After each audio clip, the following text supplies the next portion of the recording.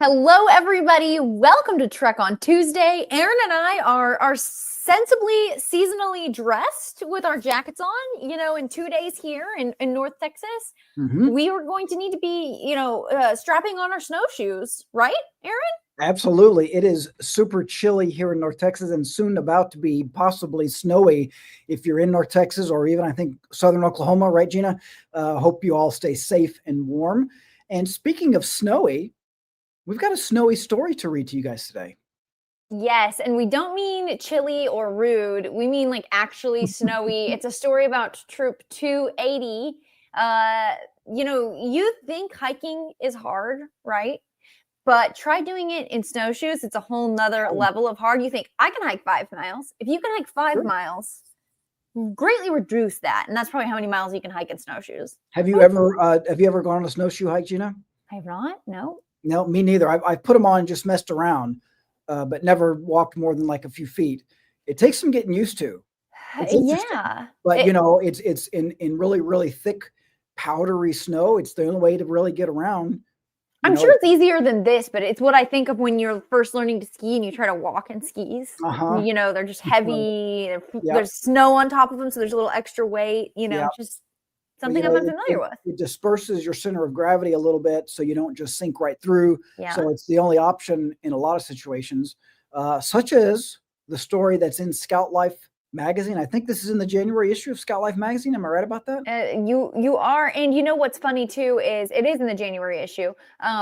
What's funny is we also on scoutlife.org have like a kind of a challenging DIY snowshoe article. Okay, you can make your own snowshoes out of, I think, PVC pipe or something. Yeah. So some people have done it. It's just, we have some easy how-tos. This one's a more challenging one.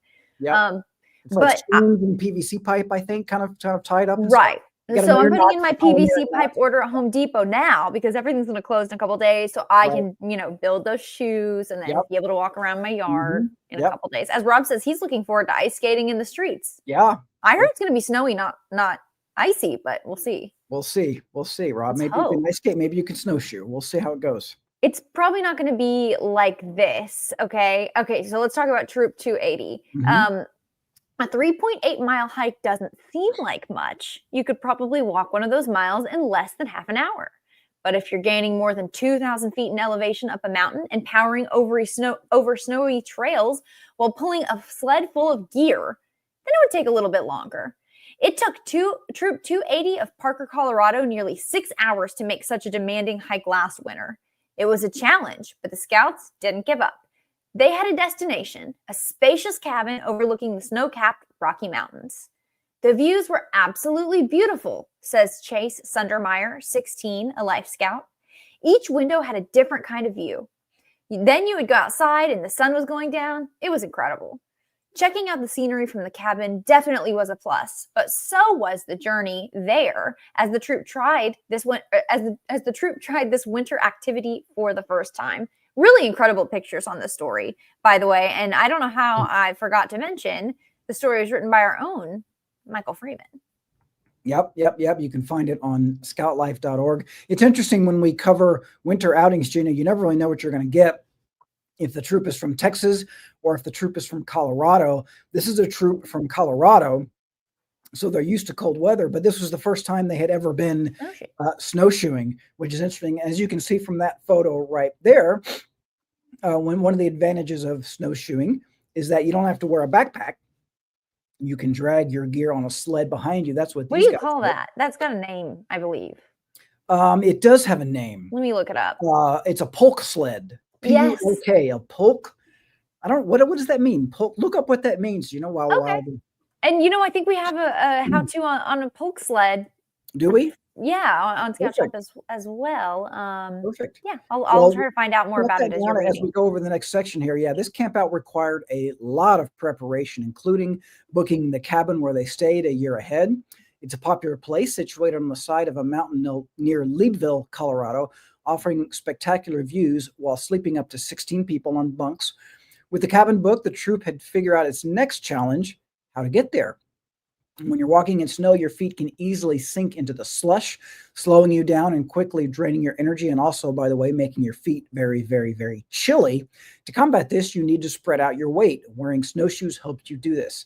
Historians believe snowshoes were invented 6,000 years ago. They were made with a piece of wood and some binding to attach to the feet. This simple design let the wearer walk on top of the snow, making travel much easier.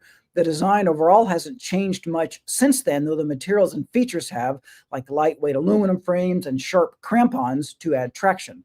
For their trip, Troop 28 rented snowshoes. So they didn't make their own, they rented snowshoes. Smart. Yeah, from the professionals. Yeah, we tried one type of snowshoe, says Eagle Scout Corin Brown. They had a metal frame and a rubberized canvas material and a mount for your boots. They could have carried all their stuff, but the scouts opted to use another winter device, the polk sled. This is a sled you drag behind you, designed to comfortably and efficiently transport your gear. Before the outing, the scouts spent a day building their sleds and testing them out. Each sled took 4 hours to complete. The design was based off one my dad found online, Corwin says. The base for each sled was purchased at REI, and the paracord, PVC pipe, epoxy, and bolts were found at Home Depot. We did some experimenting with making the brackets, Corwin adds, and that was the only thing we had to fabricate ourselves. And as Gina said, and as you're seeing on the screen right now, they sent us a lot of cool pictures. Yeah, these actually came from the troop, I believe. Also, I've done some research. If I had just read a little further, a lot of my questions would have been answered. What is polk? Yeah, they made their own. Okay, yeah, got it. Thanks. They're schooling me in a lot of ways. But I did do a little bit of research on polk sleds while you were reading, and I was listening at the same time. Go multitasking. AI has helped me out on this. A polk sled is a small, low-slung sled typically used in Nordic regions, designed to be pulled by a dog or skier. The word polk originates from the Sami languages and refers to a short sled used for transport or sport. Now, Aaron, do you know anything about the Sami languages? No. This is not a joke. The Sami languages are a group of Uralic languages spoken by the indigenous Sami peoples in Northern Europe. Okay, there's North Sami, East Sami. And then, did you want to define Uralic? No, I don't know how to define Uralic. I didn't get that far down the rabbit hole with AI, but that will be something we can all look into. Well, the polk sled is an alternative to backpacks, obviously easier because the ground supports the weight of the pack instead of your back. You do have to pull it along across the snow, but it's pretty efficiently, if they're made the right way, it just slides across the top of the snow. So a good way to travel cross country in winter, if you can make them like these guys did. Right. And I am sure scouts find a way to make anything a race. We think of cross-country skiing. People still race to do it, but these are not techniques you use to try to go super fast. It's slow going. Right. So with their gear secured to their sleds and snowshoes on their boots, the scouts set off from a parking lot in Colorado's White River National Forest. For about half a mile, it was just flat, says Bennett Wilson, 17, a life scout. Then we hit the trailhead, and it was straight uphill. Ooh. It helped that the other hikers had made a trail in the snow, but even with that and the winter equipment, the hike soon became difficult. The climb was very hard, Bennett says. It was probably one of the hardest campouts I've been on. We had to take lots of breaks. We had to deal with blisters forming. It was a lot. When tackling a sharp climb, it's a good idea to pace yourself, hydrate, and use trekking poles since they can provide stability as you ascend. We'd stop every 5 to 10 minutes. It was very steep, says Star Scout Kyle Garwood, who's 14. Every fifth stop, we drink some water and adjust our sleds. I like that they had a system in place to make sure they were drinking water. Yeah, for sure. Drinking water just as important in wintertime as it is in summertime. We were just talking before we went on about how dry the air can be, right? In winter.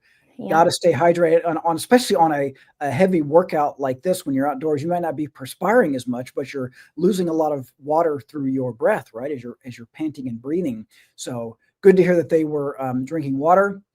The scouts were rewarded with stunning views once they made it to the cabin, Gina. They took in the sights while setting up for the night, rolling out sleeping bags on the bunks, firing up the wood-burning stove. Now that sounds comfy. Cozy. Yeah, cooking a fajita dinner. That sounds delicious. Maybe that's what I'm having for dinner tonight. Who knows? After eating, reading, and playing a few card games, the scouts were ready for bed. I bet they were exhausted. I would be. You didn't have to be in your sleeping bag necessarily. It was a nice and comfortable temperature in there. That's the way to do winter camping right there. Hiking down the mountain the next morning was a lot easier. Instead of a 6-hour trek, it took only 2.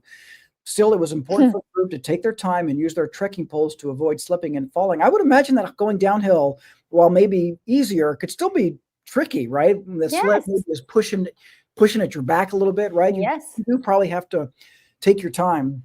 It's probably good because you're working a whole different set of muscles, so it Yeah. allows those other muscles to relax, but I definitely think it was probably a workout for these guys. Exactly.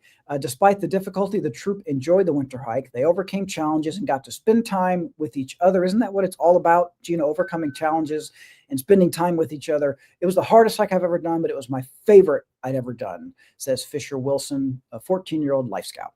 Man, we love to hear that. He was the second scout who called it the hardest hike he'd ever done. Yep. That doesn't surprise me one bit. And again, yeah, we're talking about blisters here. So again, the footwear is really important. Aside from just the snowshoes themselves, your boots need to be right. Your socks need to be right. You've also got to be layered up because you probably get hot. Bring that first aid kit so you can put something on that blister so it doesn't get worse, right? Yeah. And again, they went 3.8 miles, which is easy to be like, but look at the environment. It's not just like walking. That's a trek. Yeah, that's a trek in this weather with those carrying that equipment. It's a trudge. It's the literal definition of trudging. It is. Yeah, exactly. Yeah. It's a slog. We got a little bonus here, which is selecting snowshoes. I think this is the perfect time of year to be talking about this. Snowshoes come in different styles, each designed for different trails. For flat terrain, a simple snowshoe works well. These tend to be more affordable because they don't have as many features. For more grueling treks, look for snowshoes that come with sturdier binding systems, better crampons, and the option to lift your heel. These features all help on a steep hike like these guys had to go on. Smaller snowshoes are also easier to use on steeper trails, while larger models are better for traveling across powdery snow. Make sure your equipment fits properly and is designed to handle your weight before your trip. Yeah, I'm not an expert on snowshoes, but we could probably do a whole show on it, on the right sizes, the advantages and disadvantages of bigger ones and smaller ones. Bigger ones, obviously more bulky, but sometimes depending on the condition of the snow, it might be what you need. It's interesting and it's fun. We were, I've never gone on a snowshoe trek before.